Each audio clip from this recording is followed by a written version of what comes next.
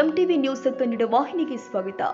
ಭಾರತ ಮತ್ತು ಪಾಕಿಸ್ತಾನ ಯುದ್ಧ ನಡೀತಾ ಇದ್ದು, ಈ ಯುದ್ಧದಲ್ಲಿ ನಮ್ಮ ಭಾರತೀಯ ಸೈನಿಕರು ಎದೆಗುಂದದೆ ವಿಜಯಶಾಲಿಯಾಗಿ ಬರಲಿ ಅಂತ ರವಕವಿಯ ಜಾಮಿಯಾ ಮಸ್ಜಿದ್ನಲ್ಲಿ ಅಂಜುಮನ್ ಇಸ್ಲಾಂ ಮುಸ್ಲಿಂ ಜಮಾತ್ ರವಕವಿ ಹಾಗೂ ಜಮಾಯಿತ್ ಉಲಮಾವೆ ಹಿಂದ್ ಅಧ್ಯಕ್ಷರು ಆದ ಮೌಲಾನಾ ಮೊಹಸಿನ ಗೋಕಾಕ್ ಅವರು ದುವಾ ಮಾಡಿದ್ರು.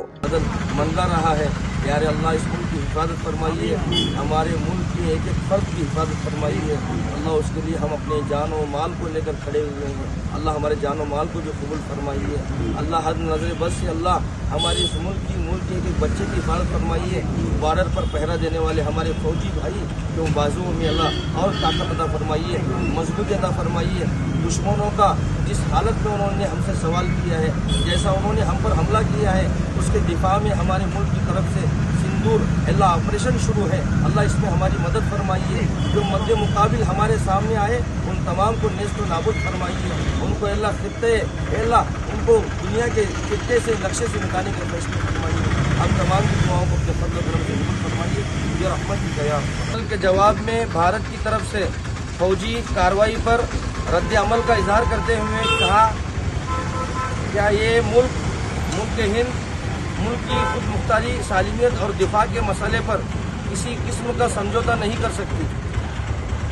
हम अंजुमन और जमीयत उलमा इस बात को साफ तौर पर कह रहे हैं कि मुल्क का मसला आएगा सालिमियत और दिफा के मसले पर हम किसी से भी किसी किस्म का समझौता नहीं कर सकते. अगर पाकिस्तान की जानिब से कोई जंग मुसल्लत की जाती है तो हम वाज़े और दो टोक अल्फाज में ये ऐलान करते हैं, पूरा मुल्क तमाम मज़ाहिब के लोग बिलखुसूस मुसलमान अपनी फ़ौज के साथ चट्टान की तरह खड़े हैं. हिंदुस्तान हमारा वतन है, उसका दिफा हमारी कौमी और आइनी जिम्मेदारी है. हम जमीयत उलमा और अंजुमन ने हमेशा हुब्बुल वतनी और अमन और इत्तिहाद का पैगाम दिया है. आज जबकि हमारी सरहदों पर ख़तरा मंडला रहा है, हम अपनी फ़ौज के शाना बशाना खड़े होने का ऐलान करते हैं. और इसी तरीके पर हज़रत मौलाना महमूद मदरी साहब ने कहा, हम हर सतह पर कौम में इत्तिहाद, सब्र और कुर्बानी के जज्बे को फ़रोग़ देंगे. हम हुकूमत हिंद से अपील करते हैं वो दुश्मन के हर जारहाना अक़दाम का मुँह तोड़ जवाब दें. और हम दुश्मनों को ये वाज़ेह पैगाम देना चाहते हैं कि हिंदुस्तान एक मुत्तहिद कौम की तरह हर कीमत पर अपने वतन का दिफा करेगा. तो अलबत्ता हम ये वाज़ेह अल्फाज में हमने ये बात कही है. तो अलबत्ता सिंदूर जो मुल्क की सतह पर ऑपरेशन शुरू है, हम अपने मुल्क के साथ कंधे से कंधा मिलाकर खड़े हैं. हमारी एक बहन सूफिया ने पाकिस्तान के कई दहशत गर्दों के अड्डों पर हमला किया है.